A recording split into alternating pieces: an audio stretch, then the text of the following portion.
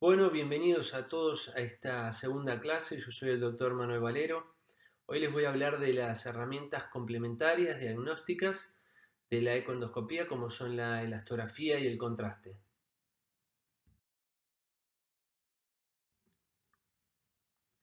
Bueno, vamos a ir comenzando y les voy a mencionar una salvedad. Cuando uno habla del modo B de la econdoscopía, se refiere a la evaluación ultrasonográfica de una lesión, es decir, la imagen ecográfica que uno ve. No hay que olvidar que se trata de un procedimiento que es operador dependiente y por ende muchas veces puede existir dificultad a la hora de determinar la naturaleza benigna o maligna de una lesión. Recordemos que muchas de estas lesiones no tienen características patognomónicas, es decir, que tienen características sugestivas de algo, ya sea benigno o maligno, y es por eso que con el tiempo se han ido desarrollando estas herramientas o caballitos de batalla, por así decirlo, que son todas aquellas herramientas que nos van a ayudar para el diagnóstico por econdoscopía. Es así que para ir comenzando vamos a empezar hablando de la elastografía. Bueno, bien, la elastografía es una herramienta que nos va a permitir evaluar la elasticidad tisular en el tiempo real. Es así que nos va a permitir sugerir la naturaleza maligna de una lesión teniendo en cuenta que bueno, el tejido maligno presenta mayor dureza que el no maligno. Y esta dureza puede evaluarse por elastografía de dos maneras, una manera cualitativa y una manera cuantitativa, que ahora las vamos a desarrollar. Sin embargo, independientemente una de otra, ambas han probado a lo largo del tiempo tener una excelente sensibilidad para evaluar la dureza de las lesiones y de esta manera sugerir la naturaleza maligna de las lesiones.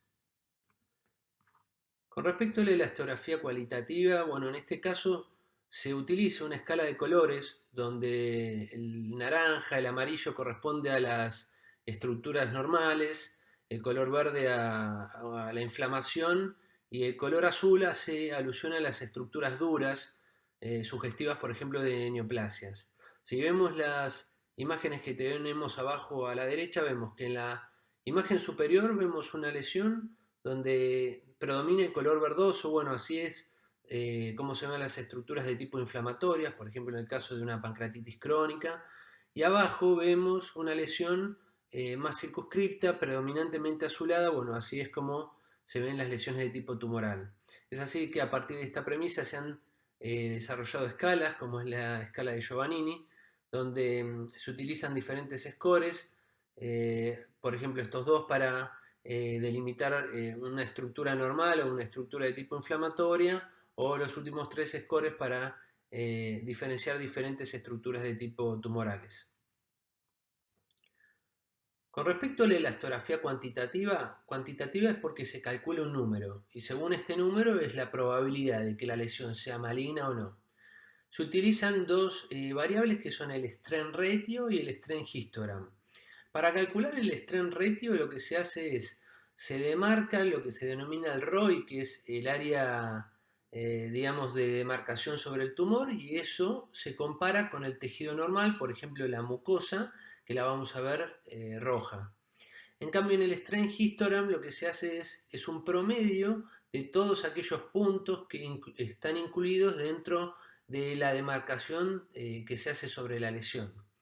Esto determina un valor. En el caso del strain ratio, cuanto más alto es el valor, más probabilidad sea maligno, y en el strain histogram al revés. Cuanto más bajo es el valor, más probable que sea maligno. Con respecto al valor de corte, en el strain ratio es variable. La verdad es que dependiendo de la publicación es el valor de corte que se toma, pero siempre estamos hablando de valores por debajo de 5. Lo más probable es que sean lesiones de tipo benignas, y de 5 en adelante la probabilidad de malignidad aumenta. En el cambio, en el strain histogram son valores ya más establecidos. Por debajo de 50 tiene alta chance de ser maligno, y por encima de 50 ser inflamatorio o bueno, ya normal. Este es un trabajo que quería compartirles, que hicimos hace un par de años, donde evaluamos este valor de corte del strain ratio para evaluar las lesiones pancreáticas, e hicimos una salvedad un poquito diferente a lo acostumbrado.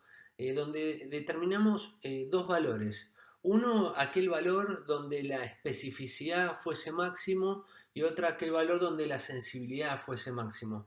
¿Esto qué nos permitió observar? Es decir, un punto de corte a partir del cual vimos que a partir de ese valor todas las lesiones eran malignas y un punto de corte a partir de ese valor donde todas las lesiones eran benignas. Es decir, lesiones o imágenes tuviesen un strain ratio por debajo de 22.4 tenían una alta chance cercana al 100% de ser benignas y lesiones por encima de 139 tenían una máxima probabilidad de ser malignas. En el medio obviamente vamos a encontrar una intersección de diferentes tipos de lesiones que pueden ser malignas pero con alguna una naturaleza sólido-quística o tener estar un poco lejos del transductor o tener alguna estructura blanda en el medio como pueden ser vasos, entonces los valores no son tan fidedignos, pero de alguna manera uno puede hacer en el contexto clínico y de lo que vemos, hacer una interpretación con ayuda de la elastografía. Bueno, ahora hagamos un ejercicio. Veamos estas 4 imágenes hipocogénicas de cabeza de páncreas. Si uno quisiese por el modo B dar el diagnóstico certero, puede llegar a ser un poco difícil. Veamos de qué manera la elastografía nos puede ayudar. Cuando aplicamos el modo cualitativo, vemos que, por ejemplo, en la imagen que está por arriba a la izquierda tiene una coloración predominantemente azulada y la de abajo a la derecha tiene una coloración predominantemente verdosa. Las otras dos tienen un intermedio entre azul y verde. Cuando aplicamos el strain ratio, es decir, la elastografía cuantitativa, vemos que la de arriba a la izquierda tiene un valor bien alto. Bueno, en este caso ya tenemos una lesión azulada y un valor de un strain ratio bien alto. Con el contexto de la imagen hipocogénica, bueno, podemos acercarnos más a un diagnóstico de tipo tumoral. Bueno, de hecho terminó siendo un adenocarcinoma. Después tenemos esta otra lesión que era un verde intermedio con un color verde azulado con un valor intermedio. Bueno, no fue tan definitivo, digamos, el diagnóstico porque era una lesión de naturaleza sólido-quística. Después también tenemos el tumor sólido pseudopapilar que resultó tener una coloración de tipo también verde azulada con un valor tendiendo abajo. Y por último tenemos una lesión predominantemente verdosa con un strain ratio bajo. Es decir, esto habla más de una lesión de tipo benigna. Bueno, resultó ser una pancreatitis crónica pseudotumoral. Bueno, con respecto a las funciones de la elastografía, uno a grandes rasgos las podría resumir en dos grandes funciones. Una es la guía para la punción y disminuir los falsos negativos. Con respecto a la guía para la punción, ¿en qué sentido? Si uno asume que un área azul es sinónimo de dureza y por ende de probable malignidad, es donde en una lesión uno va o puede utilizar esto como guía para direccionar la aguja de punción. Con respecto a disminuir los falsos negativos, ¿en qué sentido? Si tenemos una lesión que tiene en la elastografía cualitativa un área azul y el strain ratio es alto, el strain histogram es bajo, por debajo de 50, por ejemplo. Esto es altamente sospechoso de una lesión de tipo maligna. Si hacemos la punción y la punción es negativa, bueno, en este caso no espero, no lo controlo, sino que repito la biopsia porque hay una alta probabilidad de estar teniendo un falso negativo.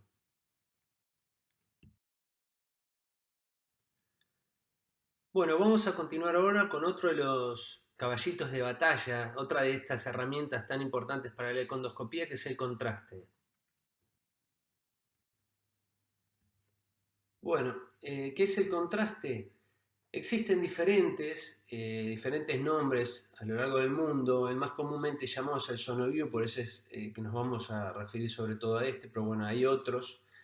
En sí son contrastes de segunda generación. La droga se llama sulfuro hexafluorida, que viene en microburbujas contenidas de una cubierta de fosfolípidos.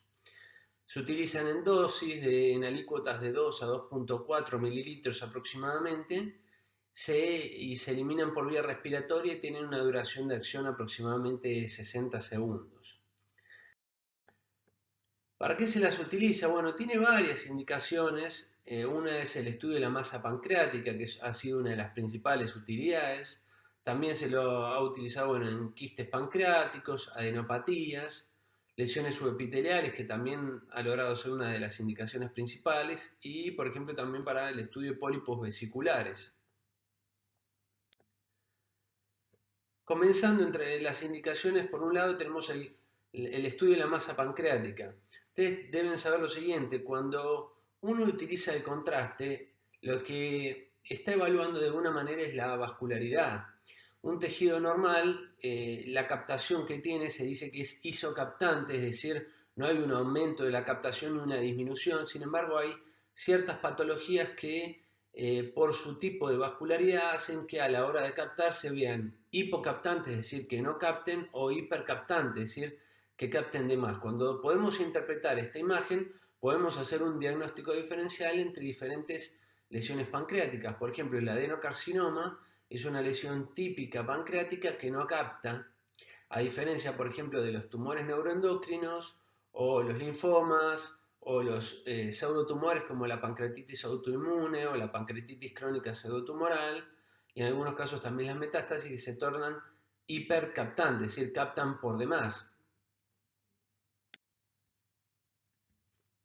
Vamos a ver ahora algunos ejemplos. Uno son los tumores neuroendocrinos. Son lesiones que en el modo B las vamos a ver como imágenes focales, masas hipoecogénicas, pero bueno, cuando ponemos el contraste, al ser lesiones hipervascularizadas, se van a realzar de manera homogénea. Tienen una alta sensibilidad de contraste, una alta sensibilidad para el diagnóstico, y realmente podemos hacer un diagnóstico diferencial, por ejemplo, con el adenocarcinoma, que después vamos a ver, realmente bastante fácil. Otro caso es la pancreatitis crónica focalizada. Cuando comienza el proceso de pancreatitis crónica, hay un proceso de vascularización y de neoformación. Es así que inicialmente se ve un realce de tipo hipercaptante, luego isocaptante. Ya cuando la glándula está bastante, de alguna manera, reemplazada por tejido fibroso, es que se puede ver de manera hipocaptante. Pero lo que es característico de la pancreatitis crónica es la hipercaptación. Si ven en el video, inicialmente la imagen es hipocaptante, y luego, a partir de que va llegando el contraste, se van viendo los vasos cómo captan y el tejido en sí cómo se va inyectando del contraste. Veamos otro ejemplo de la utilidad del contraste. Este es el caso de un hombre de 52 años que consulta por un cuadro de colestasis con ictericia. Se le realiza la CEPRE con intención de permeabilizar al paciente, evidenciando una estenosis aparentemente extrínseca de colédoco distal, con un Wirsum irregular, sin una dilatación marcada, con estrechamientos. Se le realiza la econdoscopía, evidenciando una vía biliar de paredes engrosadas hiperecogénicas, y en cabeza pancreática una masa hipoecogénica relativamente heterogénea. Cuando se realiza la elastografía se constata una dureza intermedia con una imagen de tipo verde azulada. Bueno, hasta este momento uno estaría por lo menos en la duda diagnóstica si no pudiese tratarse de un adenocarcinoma de páncreas por una cuestión de frecuencia. Ya la elastografía nos muestra una dureza intermedia, entonces es que se decide realizar el contraste, y cuando se realiza el contraste se evidencia que la lesión es hipercaptante, lo que se aleja un poco del diagnóstico del adenocarcinoma. Bueno, finalmente el paciente resultó que tenía una pancreatitis de tipo autoinmunitaria, que es otra de las lesiones que hoy habíamos hablado, que pueden presentarse con una naturaleza hipercaptante como diagnóstico diferencial de masa pancreática. Hoy habíamos hablado de la característica del adenocarcinoma, es esta hipocaptación bien marcada. Realmente la practicidad para ver esto es muy importante. Realmente es el día y la noche, una lesión que no capta absolutamente nada y fácilmente distinguible de otro tipo de lesión. Apoyando un poco la información que veníamos dando hasta el momento, este es uno de los metaanálisis más completos, que reunió los dos estudios más importantes con un N prácticamente casi 1200 pacientes, donde marca que la gran utilidad para diferenciar, por ejemplo, en casos de masas pancreáticas, el adenocarcinoma de otro tipo de masa, por todo esto que les vengo diciendo de que realmente el adenocarcinoma se ve como una masa hipocaptante, a diferencia de otros posibles diagnósticos diferencial, y realmente la sensibilidad para esto es alta, hasta de un 94%. Sí hay que tener en cuenta lo siguiente. Si bien el contraste por econdoscopía es muy buena herramienta para ser utilizada en el diagnóstico diferencial entre el adenocarcinoma y otras masas con una alta sensibilidad, presenta una especificidad que, si bien es muy buena, no es perfecta, dejando un pequeño margen para el falso negativo. Es así que hoy por hoy no reemplaza la biopsia, sino la complementa sobre todo, y cuando son utilizadas estas dos herramientas la sensibilidad es todavía mayor. Un poco resumiendo la utilidad del contraste en el estudio, en este caso en masas pancreáticas, podemos decir lo siguiente. Si tenemos en cuenta que un área hipocaptante es más probable que sea de origen tumoral que una hipercaptante, bueno, el contraste me va a permitir dirigir la biopsia hacia el área hipocaptante de interés. Por otro lado, si tengo una imagen hipocaptante y la punción es negativa, la sospecha de malignidad continúa siendo alta, por lo que no mantengo una conducta expectante, sino que repito la biopsia por la posibilidad de un falso negativo. Veamos ahora algunos ejemplos. Acá tenemos una masa pancreática hipoecogénica que cuando llega el contraste vemos que realza en hora 6, sobre todo en su parte superior, y la parte inferior no contrasta. Bueno, acá lo mismo. Tenemos otra masa pancreática, cuando llega el contraste vemos que el contraste realza en hora 6 en la parte superior, pero en la parte más inferior vemos que el contraste no llega. Bueno, la biopsia la vamos a dirigir hacia estas áreas de interés hipocaptantes donde es más probable que encontremos la lesión de origen tumoral. Bien, con respecto a la utilidad del contraste para evaluar los quistes de páncreas, vamos a comenzar mencionando un caso clínico. Es la historia de una mujer de 65 años que presenta dolor epigástrico hace 2 meses. Se realiza una tomografía evidenciando en el cuerpo de páncreas un quiste. Esta es la imagen. Es un quiste unilocular, sin tabiques, que podría impresionar con un engrosamiento de su pared o depósitos de detritus. Teniendo en cuenta la historia del dolor, es que inicialmente se interpreta como un pseudoquiste. Sin embargo, se realiza la econdoscopía evidenciando que la pared de este quiste realza con contraste. Debemos tener en cuenta que los pseudoquistes están compuestos por una pseudopared de tipo fibrosa, por ende cuando uno le incorpora el contraste no capta. Es así que se decidió realizar la punción, evidenciando finalmente que se trataba de un cistoadenoma de tipo mucinoso. Fíjense, este otro caso es un quiste que parece que impresionaría ser una pared engrosada. Bueno, ese es un signo de riesgo en los quistes. Cuando aplicamos el contraste vemos que la imagen no impresionaría ser de un engrosamiento de pared, sino más una imagen de tipo microquística. Cuando la vemos de alguna manera aumentada y en otro plano vemos que efectivamente se tratan de microquistes. Luego de la punción terminamos de confirmar que este se trataba de un cistoadenoma seroso. Otra de las funciones del contraste es la posibilidad de evaluar lesiones subepiteliales. Nos va a permitir diferenciar entre las lesiones subepiteliales y, por otro lado, por ejemplo en el caso del GIST, me va a permitir diferenciar criterios de benignidad de criterios de malignidad. Cuando evaluamos las lesiones subepiteliales por el modo B, vemos de alguna manera que hay algunos criterios que son bastante típicos de las lesiones, por ejemplo, de las lesiones musculares que se originan de la capa muscular, como el caso del GIST, o las lesiones hiperecogénicas, como es el caso del lipoma o el páncreas ectópico, que presenta un ducto central.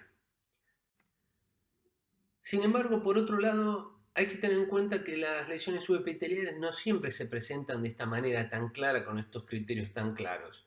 Veamos estos casos. Acá tenemos dos lesiones muy pequeñas, como para poder biopsiarlas, que se originan de la capa muscular. Estas lesiones, cuando ponemos el contraste, vemos que la superior, es hipocaptante y la inferior es hipercaptante.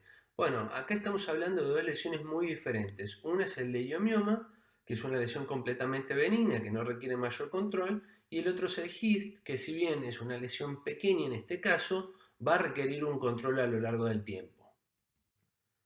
Hace un momento mencionamos que el contraste puede ser utilizado para diferenciar criterios de benignidad y malignidad de algunas lesiones, como es el caso del GIST.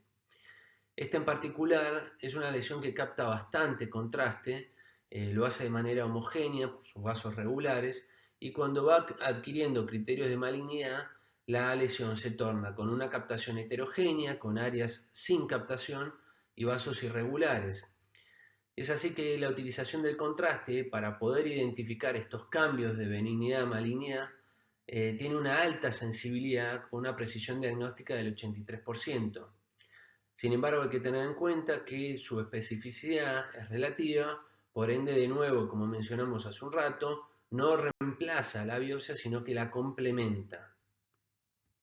Veamos ahora algunos ejemplos. Fíjense en hora 7, tenemos un GIST que se ve hipocogénico. Cuando llega el contraste vemos cómo realza de manera homogénea. Bueno, este es un GIST benigno. Y ahora tenemos otro ejemplo de un GIST, también como una masa hipocogénica, que a la hora de captar el contraste vemos que capta de manera heterogénea, dejando un área sin captación. Bueno, esto ya es un criterio de malignidad. Bueno, por último tenemos la punción, que es nuestra tercera herramienta, nuestro tercer caballito de batalla. No me voy a detener acá porque lo vamos a ver en otras clases. Simplemente me pareció interesante nombrarles que, bueno, inicialmente comenzamos teniendo las agujas citológicas, que de alguna manera también se podía tener algún rédito histológico, pero bueno, hoy ya tenemos las agujas de punción biopsia, que nos permiten obtener esta muestra histológica tan importante para algunas patologías como son los tumores neuroendocrinos, los linfomas o la pancreatitis autoinmunitaria. Bien, para ir terminando, hoy habíamos dicho que estas tres herramientas de alguna manera vienen a complementarse, ninguna reemplaza a otra. ¿Y por qué digo complementarse? Si uno tiene en cuenta la sensibilidad de la punción para dar un rédito diagnóstico, bueno, va a variar por ahí de lesión en lesión, pero en general ronda alrededor del 85%, es decir, deja un espacio de un 15% para la posibilidad del falso negativo, por ejemplo. Sin embargo, a medida que vamos sumando estas herramientas, vemos que esta sensibilidad va aumentando con el contraste un 94% y ya con la elastografía un 95%, es decir, esta probabilidad de un falso negativo realmente se va disminuyendo considerablemente. Bueno, esto ha sido todo. Espero que la charla haya sido de su agrado. Si tienen alguna duda, no duden en consultarnos y los invito a continuar con el curso.